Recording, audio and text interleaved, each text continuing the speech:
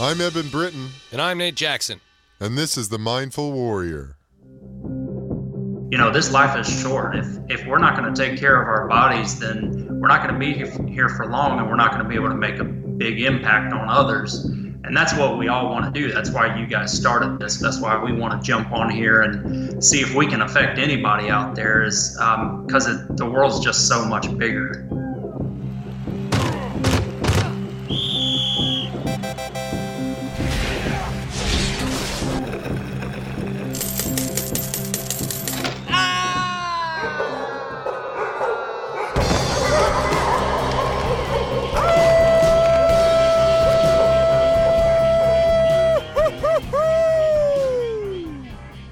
Yeah, baby. Welcome to another edition of the Mindful Warrior podcast. I'm Eben Britton. With me, as always, is Jed Bauer, Gandalf the Grey, and actually my wife Brittany is in the studio this Saturday afternoon. Nate's out of town. We're just recording a little intro here, y'all. Well, we appreciate you guys listening. We're going to hop right into this episode. We've got a couple of special guests, a couple of former college football players. Excited to have these guys. I'm going to turn it over to Nate so he can introduce us. We got Matt McAlvin and Lucas Beatty here today. This represents a break from the normal thing we do here on the Mindful Warrior. Typically, we've interviewed former professional athletes, but what we found is that we're connecting with former athletes of all kinds, and there's a lot of collegiate athletes out there, football players in particular, and these two guys reached out to us via email from Charlotte, North Carolina, and we welcome them in on Skype today. What's going on, guys? How are you? Doing well. It's a little rainy here on the East Coast, but we're hanging in there. Yeah, thanks for having us, guys. We're excited. No problem. We're excited to have you guys. It's a little rainy here today. Well, not today, but over the last couple of days in LA, we've had some sprinkles. Yeah. So we sort of know what you're talking about. We sort of know. But now the sun's out. It's beautiful. So we're sending you guys lots of sunshine. So tell us, Absolutely. So tell us what caused you to reach out to us. What about our podcast struck you and made you want to chat? Well, me and Lucas, after finishing up playing collegiate football, we both had some issues. And like any good steward of, our era right now, you do some Google searches, and I stumbled across Athletes for Care, actually. And from there, Athletes for Care directed me to this new podcast that you guys had started up, and The Mindful Warrior. I think y'all might have been like 2 episodes in at the time. And I just really loved what you guys had kind of done in those first 2 episodes, even though, starting a podcast, getting, everything going, working out the kinks, it was just like, this is going to be something that, I think can benefit both me and Lucas. So I just kept following you guys, and, finally just worked up the gumption to reach out and this is something that I want to get Lucas' story out mainly, and my story, because it's just been a very developmental year, actually longer for Lucas, for the both of us. So it's that's how I kind of stumbled across you guys. That's awesome. So you guys both played college football. Yep. Where did we you played go? at Gardner-Webb University. Gardner-Webb.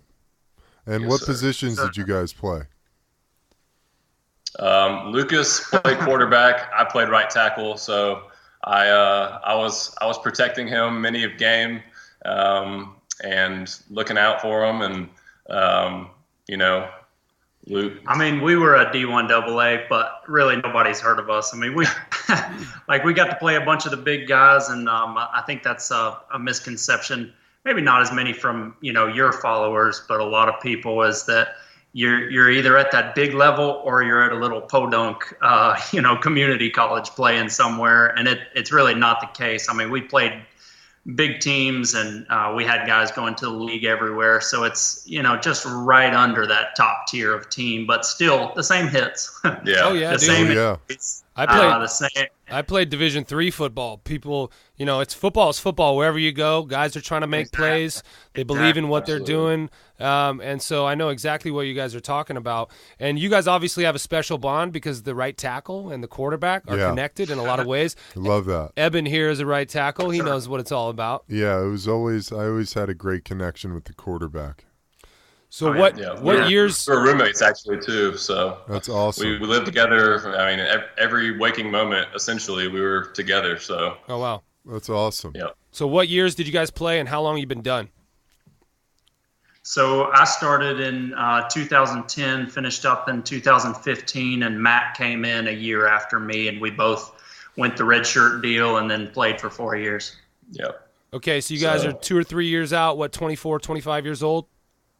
I'm 24 right now, turning 25 in June. Yeah, I'm 26. All right.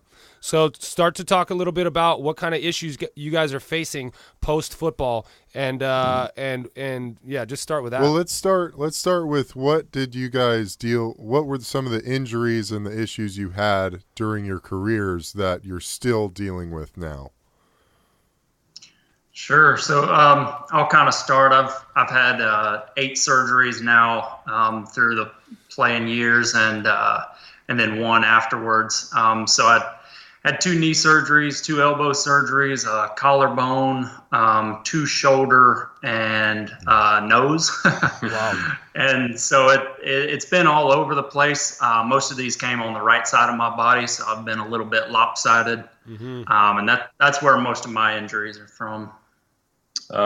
As far as my pain during playing was, I was actually diagnosed with spinal stenosis coming out of high school. I was recommended by a physician to actually not play college football. But Matt, 17. Sorry, not to. I don't want to mess up your flow, but explain to our listeners what spinal stenosis is. So essentially, it's a narrowing in your spinal column. And it's something that they believe is genetic, but due to playing football and specializing from an early age, that could have happened. I'm a tall guy. I think the taller you are, this might be some bro science, but I think that you might just have a narrowing of your spinal column. But yeah, so that's essentially what spinal stenosis is. And when you take a hit to the head or the neck area, you're more likely to get impinged. And in high school, I can vividly remember lining up on I think it was a field goal block, and I was on the defensive side, and I charged off the ball, and my whole left side of my body felt like it was on fire. And I just couldn't move my neck for the rest of that night, and went home, told my parents. We got some MRIs, and sure enough, they were like, you have some degenerative disc in your neck as well. It looks almost like a 75-year-old, 80-year-old man, like MRI that we see. That was in high school. That was in high school, yeah. Wow. So there was a lot of trepidation about going forward and playing college football, knowing that I had this ailment. And obviously, I was going to have to address this with, my athletic trainer when I got to school. And luckily enough, I got a butterfly collar and was able to really reduce the amount of, contacts during camp. I didn't participate in, the board drills. I really kind of looked after myself, and I didn't have to prove that I was tough in order to do those things. I mean, we were there for a reason, and our skills were, we were very capable. I think some of those drills are kind of outdated. And maybe need, a revisement. No question about that. So, yeah, spinal stenosis coming out of high school. And I had 2 knee scopes in high school as well to clear out some cartilage. I had partially torn meniscus, just, the normal wear and tear in the knees. And then as far as playing, just the normal week in, week out grind of, lower back pain, sciatic nerve pain, some shoulders here and there would get beat up, but I never had any actual surgeries during my college play. So I was really lucky in that regard to get out unscathed. So So were your parents concerned at all about you playing college? Obviously they were, and you forged ahead anyway. What contributed to that decision for you to play in college despite knowing that you had spinal stenosis? Yeah, absolutely. I mean, it was definitely something that we had to sit around the dinner table, me, my dad, my parents, my little brother. I mean, he obviously looked up to me, and it was something that I wrote down as a goal, though, in 10th grade, that me and my dad, I can remember writing an email to my head coach saying, I want to play Division I football, and, I was going to do whatever it took to get there. And I wanted to take the burden of college, off of my parents and be able to provide a way for me to, get an education and, start out on a really good foot coming out of school with, no student debt. And I thought that was the perfect vehicle. I'm a big body, and I was given this body to do something with. And so, yeah. Football's powerful, man. It pulls us onto the field despite us instinctively knowing that it's going to hurt us. It might damage us permanently, and there might even be medical reasons why we shouldn't, but we do it anyway. That's one of the things you guys know we talk about all the time, is that mystical power that the sport has on us. And there are a lot of beautiful things about it that we all love, and there are a lot of dark sides and bad things about it that we need to figure out. And so we're really happy to have you guys on here from Charlotte today. So start talking a little bit about how these kind of injuries and some of these physical things have affected you since you guys stopped playing. Both of you guys played 4 or 5 years in college, so you had a lot of playing time out there and a lot of wear and tear. And so now in the quote unquote real world that you're dealing with, how does that kind of translate?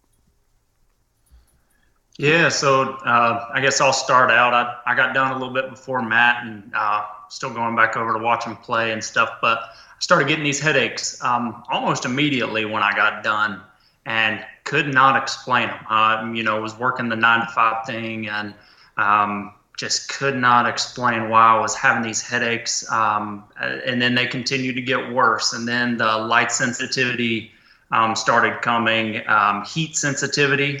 The last few summers, I have not been able to go outside, unless it's under 75 degrees, just because heat. My body, for some reason, can't take it.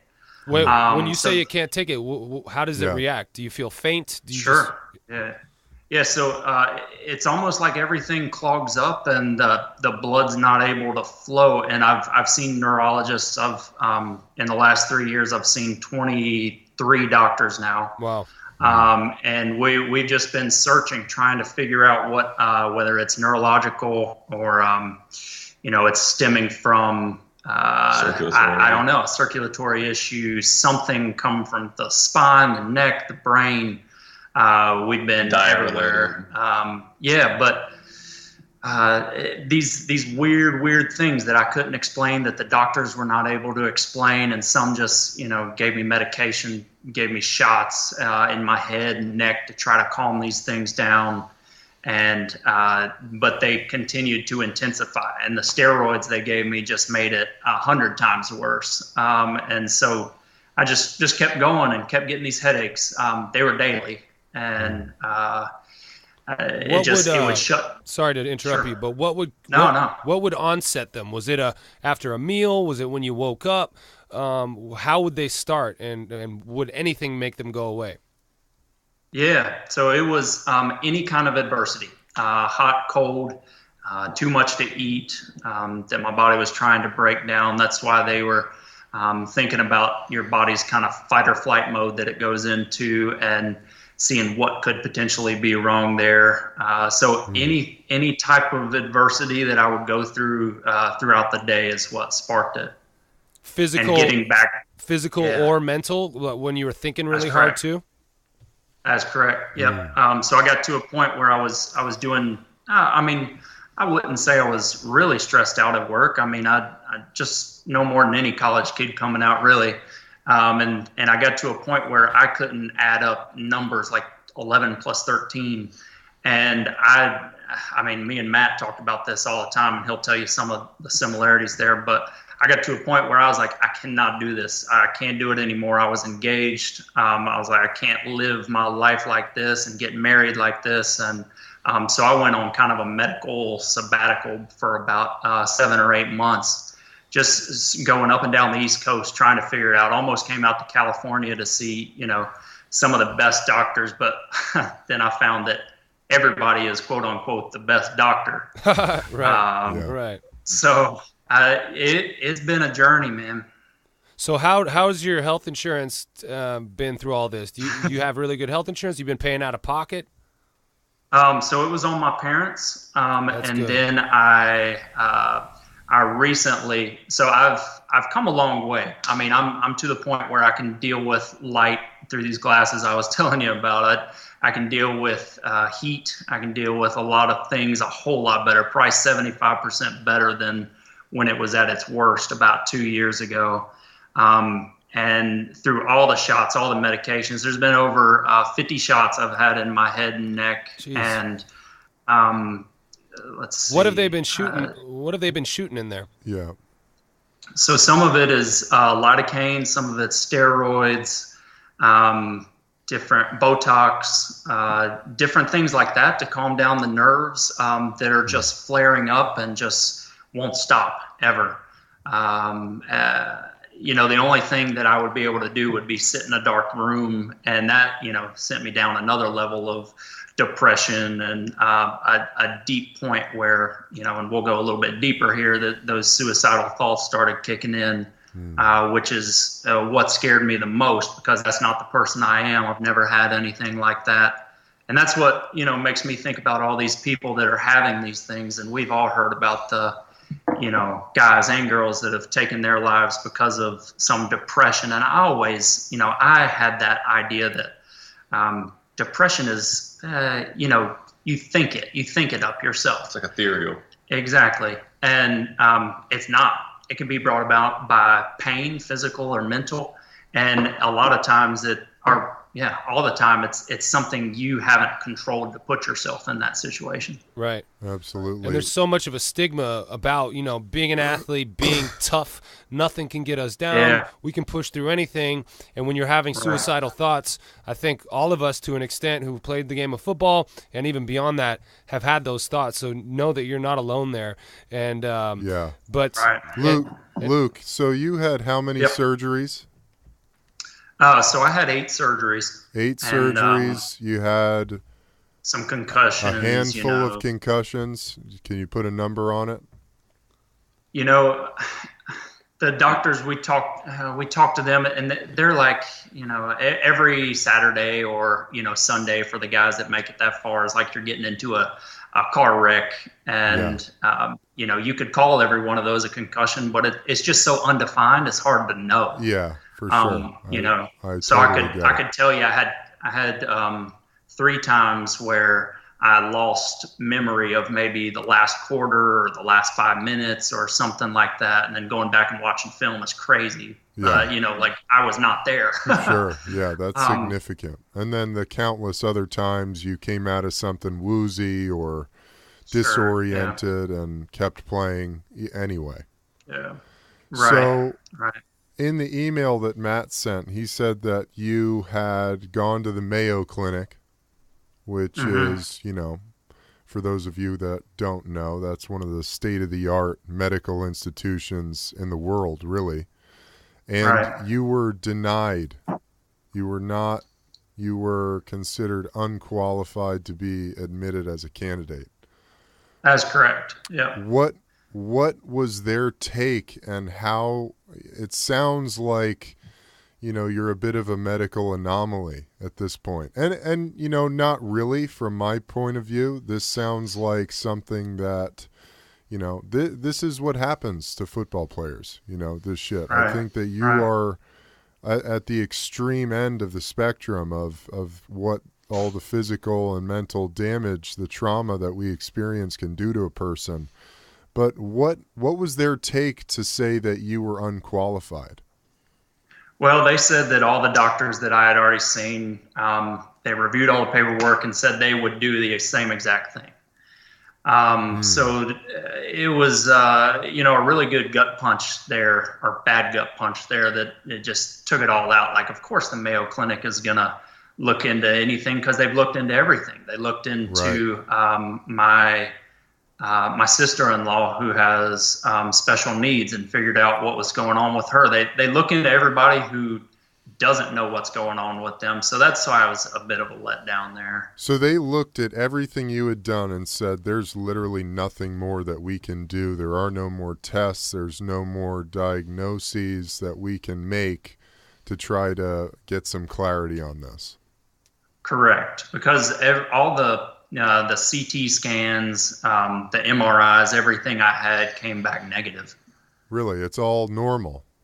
Everything was normal. Well, they said at least it looks normal on those images. Right. And then, that brings in the deeper question of how much, CTE is such a new term that we have no idea what's going on there, which is even more scary, obviously, to my wife and my mom. But, that's where we're at. Wow. So how are you doing now, and what types of things have you found? It seems like from the email that Matt sent a little while ago, it seems like you are doing much better. You said, you're on the road to healing, at least from 2 years ago where you were at. What are some of the things? Have you experimented with meditation? Are there any practices that you've incorporated into your daily routine that help you deal with the symptoms you're facing? Absolutely. Yeah. To bring a little bit more light to what we have going on. I've probably got about 75% better since I was at my low. Still dealing with some things, but meditation is huge. Do it every day. Get in a dark space, just calm down, let my internal take over rather than letting the external affect me so much. The biggest thing that I've changed up is my diet. That's been the biggest thing that's helped me over these last 3 years is getting to an all-natural diet, organic meats, a lot of greens, fruits, and no processed foods, no fast foods, anything like that, no sugars. Except for the natural sugars and berries. So that's been the biggest thing that's helped me out, and it's got me down off of all my medications. At one point I was taking like 22 pills a day, and now I'm down to only taking 2. Amazing. So that's and I think that could have been part of the problem there, that I was just filling my body with so much stuff that it was not used to. And now that I've been getting it back to a much more natural state, I think that's what's done me the most good. That's awesome. Well, I love hearing that, man. Less is more in that regard. Absolutely. Yeah, as football players, and when you get hurt, and as a football player, when you're training, you're stuffing your face with so much food all the time. Exactly. And then when you get hurt, you're stuffing your face with pills and injections. It's always about what you can put into your body to heal you or make you bigger or stronger or better. Right. And really what we're learning on the back end of these athletic lives is that it's the less you put in your body, maybe the better. The body takes care of itself when you just give it the right things. Right. No doubt. And you guys had on a guy a few weeks ago that was into the spiritual side of healing your body. And that's something that has gotten so much deeper and strengthened inside of me, is the spiritual side, and realizing that, this life is short. If we're not going to take care of our bodies, then we're not going to be here for long, and we're not going to be able to make a big impact on others. And that's what we all want to do. That's why you guys started this. That's why we want to jump on here and see if we can affect anybody out there, is because the world's just so much bigger. Absolutely, man. Well, you guys absolutely are helping. Just by telling this story, you're contributing to this in a way that we can't from over here because we're all in our little bubbles to an extent, and we have our own little bubble here, and so it's very helpful. Believe it, you're reaching a lot of people with this. So thank you for sharing that. Yeah, man. Yeah, thank you, Matt. Thank you. You really hit on something. As football players, we get so trapped in our physical selves that we lose sight of the fact that we really are these bodies of consciousness, just having a physical experience in the world. And there's so much to our pain and our suffering that is unseen, that is not happening on the physical level, that, I think that this is what our show, The Mindful Warrior, is really about shedding light on, is the spiritual aspect of healing and how much that can be an integral part of our physical healing. No, totally. And everybody that I've shared the podcast with, as far as in our friend group, I think another one of my good friends who I'm currently I work out at the gym that he trains at right now, Tanner Birch. He played middle linebacker for us, and all of us, we were such a tight knit group. I don't know if it was because we played smaller, D1 ball, but we won some games, but we lost a predominantly amount of our games. Our best season was 7-5. And, we were competitive though. And, but I think being on a team, when you see people at the low points of, you're just losing and it sucks. But I think honestly, it brought a band of brothers together that were so close. And then when we strip ourselves from that team, and like Nate has talked about podcasts about the transitional period for athletes coming out of your sport, there was no class we could have gone to, or I don't know if we really even would have dove into it, being, 21 years old, and you think, how the world's going to work when you get out. And, but I think if there could be some sort of transitional, something that would be, entertaining, or something that could get you stimulated in a way that wasn't boring, that that was some sort of NCAA sanctioned, you have to go to this kind of deal. If it was something that was fun, and I don't know, that was just some sort of transitional program to get you prepared for life outside of this tribe that you've been in.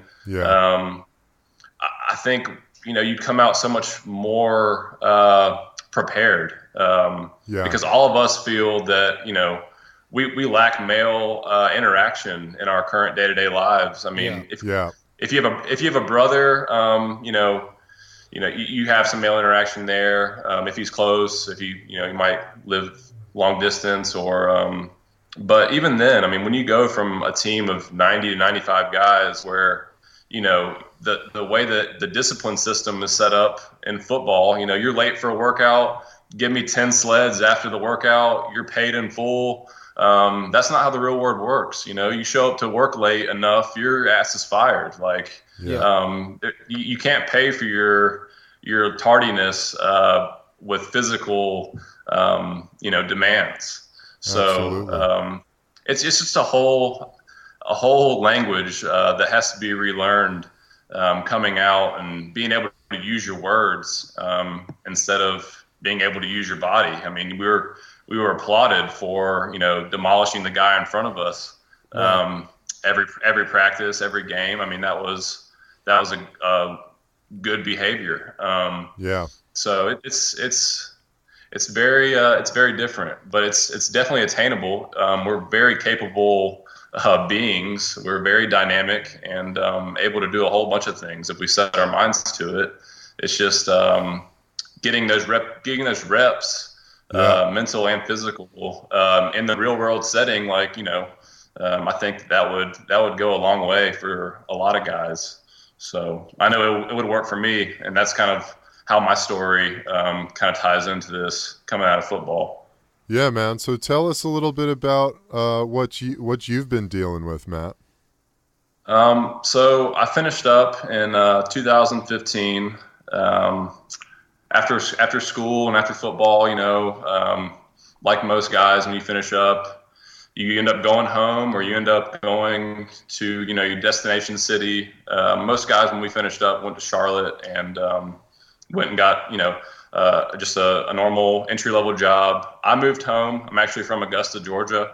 So I moved back in with my parents.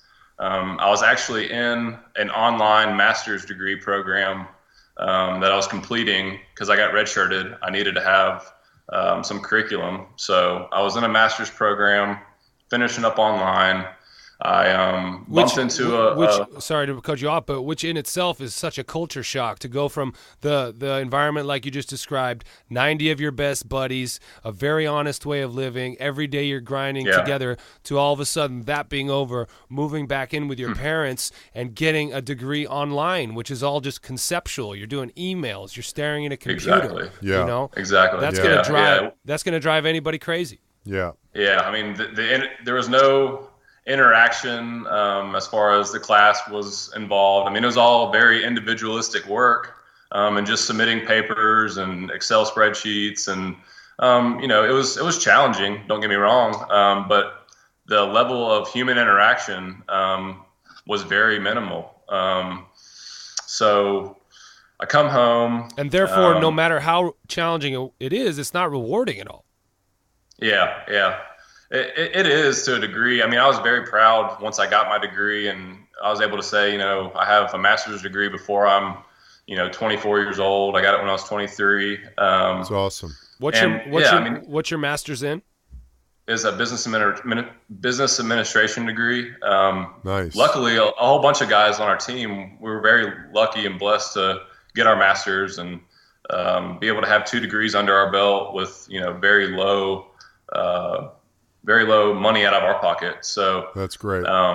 It was a complete blessing for, all of our families. And, but I bumped into a family friend, who owned a landscaping business, and, ended up doing some landscaping work while I was working on my master's. Went through a period where I wanted to actually quit my master's. I was so fed up with the work. I was so fed up with, I didn't know what direction I really wanted to go with the master's. Business, it was a degree to get in school, and it was a very, transverse, it's very you can do a lot. You can do a lot with it. Absolutely. So, yeah. So that's what I was doing, and kind of learning some entrepreneurial skills from my friend who had started his landscaping business, and thought about maybe, opening up my own business one day, and a lot of outside work in the heat.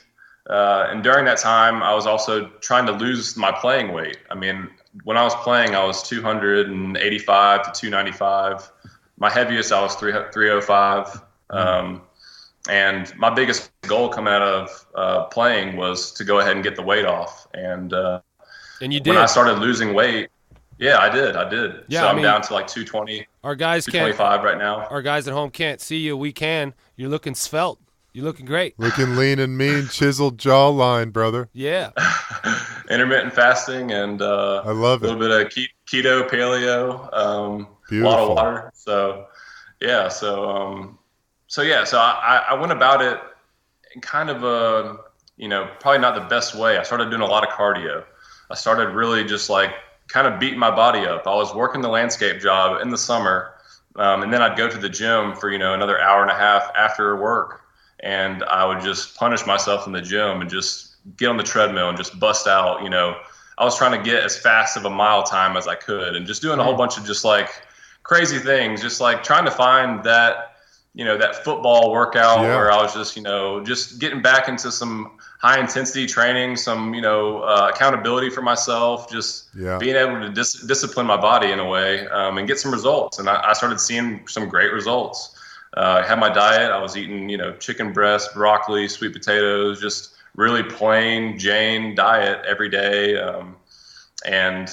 But slowly but surely, I noticed that my strength, my stamina, my power, my mental cognition, everything just started just declining in a huge response. And this is probably 8 months out of football. And by this point, I was still in my master's program. Only had a few classes to go, but I'd submitted a job application to go work for a medical device company, and I ended up getting the job. I presented myself great. I did well in the interviews, and this job was actually inside of the operating room, working with neurosurgeons, providing accuracy for removing brain tumors. So it's kind of a high-level job. You need to be on your A game, and I just wasn't able to even function in there. I wasn't able to. I was in constant fight or flight mode.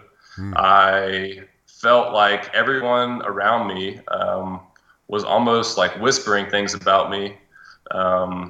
Was just not able to even grasp on to reality. It felt like I felt like reality was just stripping away from me, and all I could see was this dark black tunnel. When we would talk on the phone, I mean, he was a completely different person. I mean, he was just dealing with everyday life. Yeah, terribly. It was. I mean, day in and day out, all I wanted to do was lay in bed. I didn't want to get up out of bed. I didn't like the person that I saw in the mirror. And finally, I reached this breaking point. I came home. And I was living 5 hours away, actually. I had moved out of my parents' house to South Georgia, and I was about 4.5, 5 hours away from home in this random podunk town, and just could not get a grip. And I was coming home on the weekend when I could, and I just finally sat down with my parents and was like, I don't know what is going wrong, but something is wrong, and I need to get some sort of help. And for a while, they're just like, you're just transitioning. This happens. It's a normal response. Both my parents are in the medical field, so that that you experience growing pains when you come out and you're just flailing around, not knowing what you're doing. But this was unlike anything that I've ever experienced. This was unlike the time when I went off to college. I've never experienced these feelings before, so I was in a really dark place. And then finally, I broke down and I told my parents, I've had suicidal thoughts, and I've had thoughts about running my truck off the road. I was driving from South Georgia down to parts of Florida and back, and I can vividly remember almost falling asleep at the wheel and going in the other lane. And I mean, just a whole bunch of terrible things. And finally, my parents were like, go get some blood work done and we'll see what comes back. And sure enough, I got blood work done. And I actually found out about my blood work on Luke's bachelor party trip. And I was just a complete mess during that whole trip that we were on. I wasn't able to be in the moment with my best friends. I felt like all of them were conspiring against me. Wow. And I got my blood work back, and my testosterone levels were around like an 80 to 90-year-old man. They were like 130s. Wow, it's wild, man. It completely explains, why I was feeling so poor. And the depression, once we found the cognitive decline. Yeah. I wasn't able to verbalize. I wasn't able to have a conversation. This conversation right now between us, I don't know where I would have started with my words. And Luke noticed it. Luke had very similar things as far as the job that he was doing. And this is where we found a really tight bond. And, this is kind of where this relationship has always been, but this has brought us even closer now that we're kind of on the upside of it, and are finding solutions for ourselves. But long story short, I go back home. I quit my job, go back home. I find a physician at first who basically checked me out, saw that I had low testosterone, but really didn't even acknowledge it. He was more so looking at, can we put you, I think we should put you on Vyvanse, or I think we should put you on a stimulant. And me and my mom are sitting in the doctor's office, and we're like, I have almost 2 degrees. I played college football. I made it all the way through high school, not being on any medication. And I'm going to sit down in this doctor's office, and they want me to put me on Adderall or Vyvanse or some sort of stimulant, and not even address the low testosterone. Right. They'd actually thought that I had abused anabolic steroids because I was a football player. And just really got kind of a cold shoulder in that regard. So that was that doctor's solution to your lack of energy and your cognitive function. Yeah, absolutely. And so we just left there. We left there just dumbfounded. Right. And from there, did you finally find someone, a doctor, a naturopath, who was able to help you start answering the problem of your low T? Yeah, I ended up reaching out to a compounding pharmacist in our area who my mom had actually been to prior and knew of, and we sat down, had a consult, and he gave me a whole bunch of different mineral supplements, a whole bunch of magnesium, zinc, adrenal supports.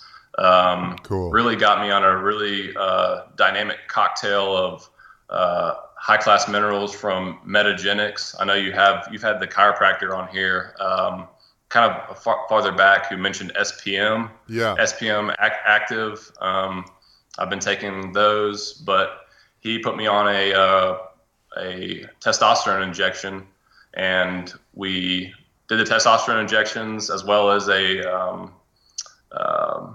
Clomid supplement, oral supplement, and got my levels back to where they should be. And since then, I'm off the testosterone injections. I didn't want it to be something where it was going to have to be, a routine thing.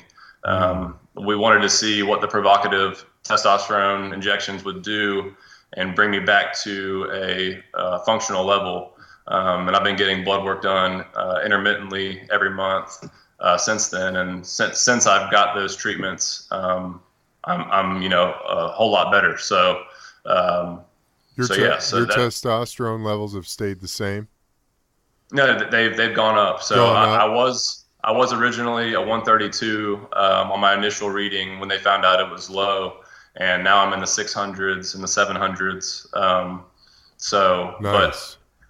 But because all of this, I did homework throughout this whole process, and TBI, traumatic brain injury, is known. I mean, the pituitary gland is so fragile in our heads, and being offensive linemen, this is a thing that boxers face, and it seems to be offensive linemen, the majority of us who come out after your playing days are over. For some reason, the drop in testosterone for athletes who suffer head trauma is significantly lower. Like it's at alarming rates. And Lucas also had some low testosterone when he got his blood work drawn.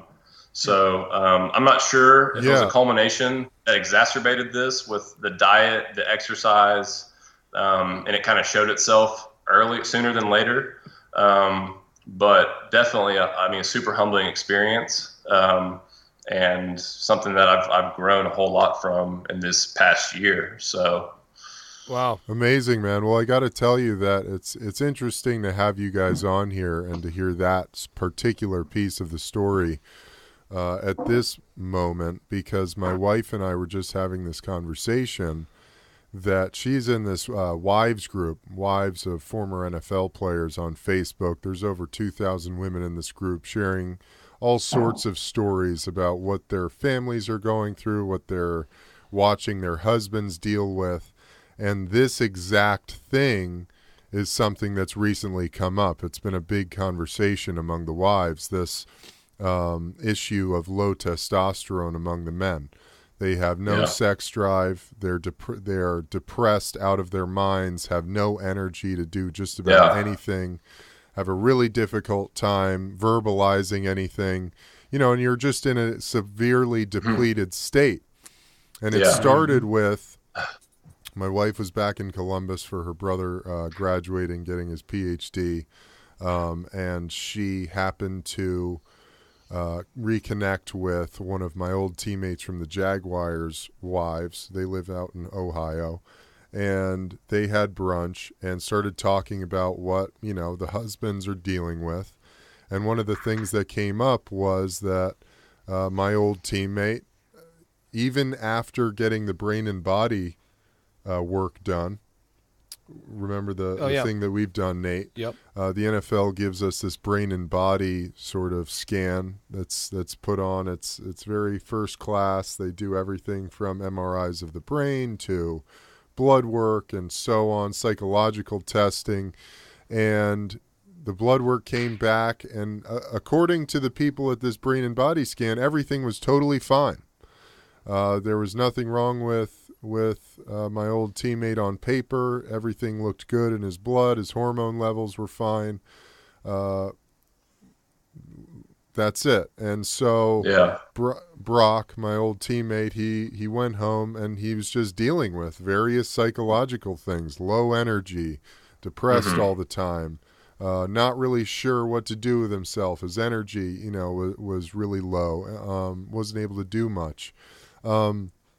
They went to a chiropractor friend of theirs, brought them the blood work, and this guy, the first thing he said was, dude, your testosterone is that of a 70 to 80-year-old man.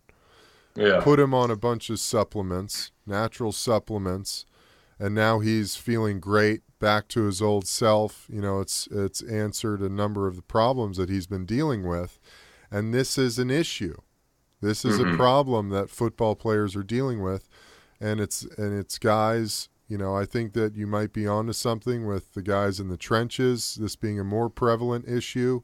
But I think football players in general are, because of the amount of rattling the brain, rattling that pituitary gland, disrupting the function of that, you're seeing a lot of guys with low testosterone. It's got me even thinking, I think my numbers were decent, but it's got me thinking that I need to have them rechecked and me too, man, and check out, me too. What I could possibly do to help myself out in that area. And you know what? Yeah. You going through this hell that you've just been through, and now you're on the other end of it, and learning as much as you have, the education that you've had along the way, and your ability to articulate it right here, right now for us is very, very important, man. Yeah. And it's a huge deal, man. We really appreciate you guys coming on and sharing your stories, having the balls to speak up and tell your story. It's so important, dude. This is that transitional program right here. That's right. This is it happening in real time. Guys getting together and telling their stories. The NCAA might not do it for you guys. The NFL might not do it for us. The union might not do it for us. We're going to have to do it for each other. Yeah. And so you guys are the definition of mindful warriors, man. And we want to thank you for coming on and sharing your stories. Yeah, well, thank you for the platform. It's great. Yeah, we really appreciate it. And if we can say one thing before we go, this has kind of been weighing on my heart. Had an offensive lineman teammate who passed away last year. If we could dedicate this podcast to him, his name was Madison O'Connor. Absolutely. Just a great guy, and he passed away suddenly, and just wanted to. I've just been thinking about him a lot lately, and just wanted this to be for him. So if we could do that, that'd be awesome. Definitely, man. This podcast is officially in honor of Madison O'Connor. And the things we've talked about might be able to get to the root of the reasons why he might pass away and might save some other people in the future. So you've done right by him, and his memory will be honored by this podcast for sure. For sure. Thank you. Absolutely, guys. All right, boys. Thanks a lot for joining us on the Mindful Warrior podcast, guys. Thank you, fellas. Rocked it out. We got to do it again sometime, maybe. Absolutely. Definitely, man. Keep on rocking in Charlotte. Keep doing your thing. Spread the good word. On, baby. Thank you. All right, boys. All right, fellas. We'll see you next time. Thank you so much. Cheers. Well, that does it for that episode of the Mindful Warrior podcast. Thank you guys so much for listening. Remember, you can subscribe on iTunes if you haven't already, Spotify, Stitcher, anywhere you find your podcasts. We are probably there. Also, check out our website, www.mindfulwarriorpodcast.com. Send us an email at mindfulwarriorpodcast@gmail.com. We'd love to hear from you guys. Love to hear your stories, your thoughts, your take on our show, what we could do better, what you'd like to hear more of. Also, check us out on social media, on Instagram at Mindful Warrior Podcast, our Facebook page, Mindful Warrior Podcast, and Twitter at Mindful Pod. You can find Nate's books on our website, Fantasy Man and Slow Getting Up. It'll click you right through to Amazon. And also check out our headlining sponsor, our organization, Athletes for Care, you can head over to athletesforcare.org, get involved, see what we've got going. We've got a great research initiative we are working on at the moment for testing out cannabis and CTE to get some real hard data on the benefits of cannabinoids and concussions and brain trauma. So all good stuff. We appreciate you guys so much as always. Keep doing your thing. Keep meditating. Keep eating right. Exercise. Get out in the sun. Hug somebody you love. And we'll see you next time. Peace.